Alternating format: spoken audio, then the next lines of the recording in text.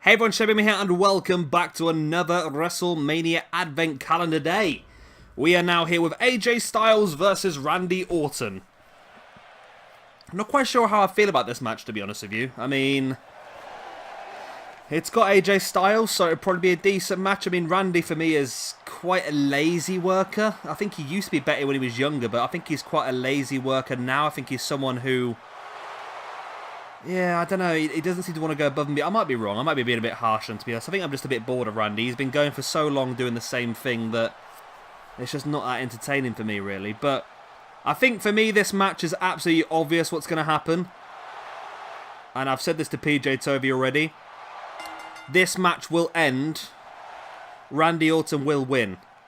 This match will end via an RKO from an attempted phenomenal forearm. I think that's the idea behind this match. I think I want to give Randy another memorable RKO. Remember the, well, we all remember the Matt Sydal one where he RKO'd him out of a shooting star press, or you've got the Seth Rollins one was my favourite where he RKO'd him out of a curb stomp. That was fantastic. That was absolutely fantastic. And I feel like this is going to be another attempt. I think the RKO out of the phenomenal forearm, I think, is going to be the way this match ends. Or maybe it won't end from that, but I think that's definitely going to happen. I mean, if there's one thing I can guarantee you from this year's WrestleMania, it will be that RKO from the phenomenal forearm. It has to be.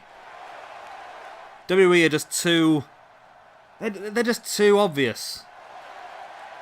But there we go. That's just my opinion. Anyway, apart from that, like I said, I'm not that thrilled for this match. I mean, it's a good match. I mean, I feel like if I was WWE, I would have held back the AJ Bryan feud a little bit. And I would have gone for AJ versus Bryan at Mania. But then again, the current Kofi Kingston feud is getting over a lot. And people seem pretty invested in that. And myself included. I think I would love to see Kofi win that championship. And mainly for me, just because it's something different. I mean, I don't want to get stuck with the same stuff over and over and over again. So to have something a little bit different, have a new champion, have someone fresh at the helm, I think would be a really good little play for us. And that's what I'm hoping for from WrestleMania anyway. Of course, Kofi's not guaranteed that match yet, but based on the storyline, I think I'd be very, very surprised if Kofi wasn't given that match. And who knows what would happen in that match? That's the question. I mean, what would happen? I'm assuming Rowan would be there. Rowan would probably get involved, and Big E and Xavier might end up getting involved, or... I don't know, it's a tricky one, isn't it? It is a tricky one, but I just feel like they've got such a hot star at the moment that for me it just makes sense for him to walk away with the championship. But enough of that one anyway. But that's what I probably would have done and given Randy someone a little bit different. But I think this should still be a pretty good match. Two of the top names from SmackDown going together in a match that hopefully is not going to be too early in the card. And hopefully, the thing is, I don't care who faces who at the end of the day. I mean, there's certain matches on paper that I know will be better than others, but as far as I'm concerned, as long as the match is good, I don't mind so much. And I had this a couple of years ago. This is what sort of got me in this mindset, was when I saw that AJ Styles was facing Shane McMahon at Mania, and I was like, what a... I mean, I love Shane. I'm a massive fan of Shane's matches. And some of my favourite matches ever in history were Shane O'Mac matches. However, for me... I just didn't want... sorry, I heard a weird noise. I just went quiet there for a second. For me, I felt like for Shane to face off against AJ was a waste of AJ's abilities. And I was so annoyed coming into WrestleMania that was the case. And then even more annoyed when I heard AJ's music start and thought, oh, bloody hell, AJ versus Shane is starting the show. I can't believe that they're going to waste AJ's ability like this. And then it went on to be my favourite match of the entire night. And I was a bit like, well, actually, I need to stop... I need to stop judging all these matches before they actually happen. And I mean, on paper, I'm not overly excited for this match, but I want to give it the benefit of the doubt, because it could end up being a fantastic match. There could end up being some great moments, and it could end up being the match of the night. Who knows? I mean, for me, I'm not overly interested in seeing Randy Orton wrestle, but at the same time, I think if anyone can pull a fantastic match out of Randy, it's going to be AJ Styles. And like I said, I feel like that phenomenal forearm into the RKO will happen. And there'll be lots of really cool moments that I'm really looking forward to. And yeah, I'd say with WrestleMania, I just want to keep an open mind. I mean, on paper, you look at some of the matches like Angle versus Corbin, for example, and you think to yourself, what a waste of time. But I just want to see the best Mania possible. I mean, I don't know how it works with the fans out there. I'm not sure who's from where, to be honest. I know roughly the majority of my fans are from America, according to my analytics on YouTube. So for you guys, it probably won't be as much of an issue, but for us in the UK, it starts at 10 PM, the pre-show for us, and the pre-show finishes at midnight. Then the show starts at midnight and goes on. I mean, last year, I watched it from 10 PM all the way through till 6 AM. And to make that sort of investment and tie yourself out for a few days getting over that sort of investment, you want a reward. You want a fantastic Mania. I mean, if I stay up all that time and it's not a good Mania, I'm going to be so annoyed. I mean, really, really annoyed. So hopefully, it's going to be a good one. Anyway, enough of me blabbering on. AJ Styles versus Randy Orton. Nice DDT there by Styles. Nothing too outstanding to happen in this match so far. I wonder if it would actually happen on this game where Randy could catch AJ Styles in the RKO. I know Randy's finisher maneuver is a capture finisher, so he can capture them from like the top rope and stuff like that. And I think I have seen it once or twice happen on this game, but of course we don't really use Randy that often, so it'd be interesting to see if he does pull it off in this game.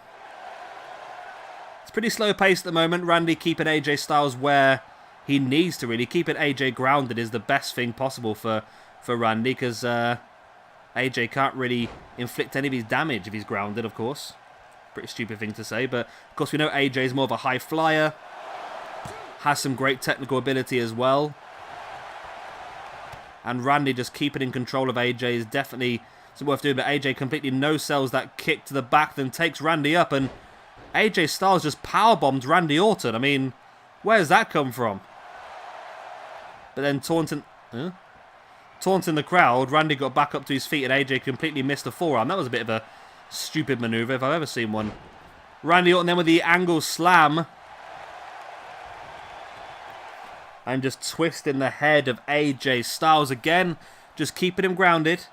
Just making him as little danger as possible moving forward. Snapmare by Orton. Now locks in the chin lock.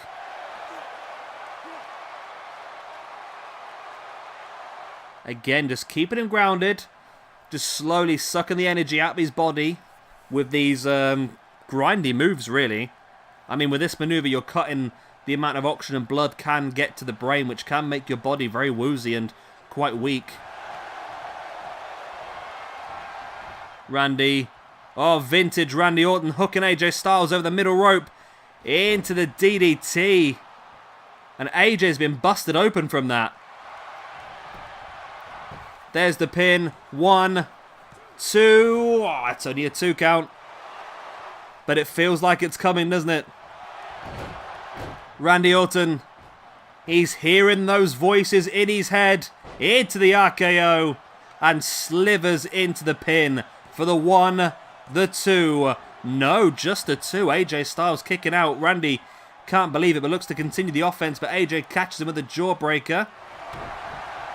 And then Randy just fights him back straight away with the kick in the gut, followed up by the clothesline. And now Randy locking in that chin lock as well. So apparently this year's Mania is going to be massive. It's touted to be around about 17 matches, which is why I've started this advent calendar so early. But it might get to a point later on where we need to actually have 2 matches in a day moving forward. But it's interesting. I mean, I'm doing just the matches now that we know are definitely going to happen. I'm assuming over the next couple of days with the next Raw and SmackDown, we'll start to understand some more matches that are going to happen.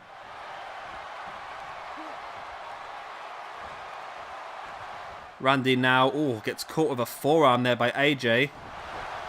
Boot in the gut of Randy. AJ now taking Randy up. Drops him into a neck breaker. AJ brings Orton back up to his feet and it's going to roll him through into a calf crusher. Randy's foot was on that bottom rope, but AJ managed to pop it free. Randy's locked in that... Oh, wow. Randy was locked in that submission, but the elbow to the back of the head of AJ Styles. Randy now slamming AJ's face into the top turnbuckle pad over and over and over again. And of course AJ has been busted open already, so that's just going to deepen that. And allow more liquid energy to run from the forehead of Mr. Orton. AJ with a boot in the face, went for the dropkick. Randy just slapped it away and just catches AJ with some stiff clotheslines. And into that quick power slam. Randy now brings AJ back up to his feet once again. Vintage Orton draping AJ Styles across that middle rope into the DDT. There's the pin. 1, 2. No, still not enough. Randy can't believe it. The resilience being shown by AJ here is outstanding. But those voices have returned inside the skull of Randy Orton. And there's the RKO. And surely that is going to be that. It is. Randy Orton gets the victory. Like I said, I am going to assume that Randy Orton is going to win at Mania as well. But I believe it will be from an RKO from the phenomenal forearm. I'm not quite sure the crowd's going to be too happy to see AJ win. I'm not quite sure the crowd's going to be too happy to see Randy Orton win. But I believe if he pulls off an awesome RKO, I think the crowd will be more than happy to see it happen. And I really feel that's going to happen. I've said this to PJ Toby already. The phenomenal forearm into the RKO is going to be the finish of this match. And I'm hoping you guys are going to come back here in 2 weeks' time and go, I can't believe you got that spot on. You watch me be completely wrong now. You watch me be completely wrong. But there we go. That was a second draping DDT, vintage Randy Orton. It was not enough though, and it needed a second RKO to finish off AJ Styles. AJ did lock in the calf crusher at one point, looking to try and finish the match, but it just was not enough. And there we go then. Randy Orton is victorious. Do you think this is what's going to happen at WrestleMania? Again, do you agree with what I've said? I believe that, like I've said 15 times in the video already, I believe it's going to be phenomenal forearm into RKO. But what do you think is going to happen at Mania? Do you think Randy will win? Do you think AJ will win? How do you think it'll happen? Let me know in the comments section down below. Anyway, that's the end of this match. I hope you have enjoyed it. Of course, if you have, then please do hit a like and, of course, subscribe if you want to see some more. We will be back tomorrow with another match. I believe it's going to be the Cruiserweight Championship. Buddy Murphy taking on Tony Nese for that Cruiserweight Championship. Of course, yep, like, subscribe, all that other good stuff, and I will see you again tomorrow. Bye.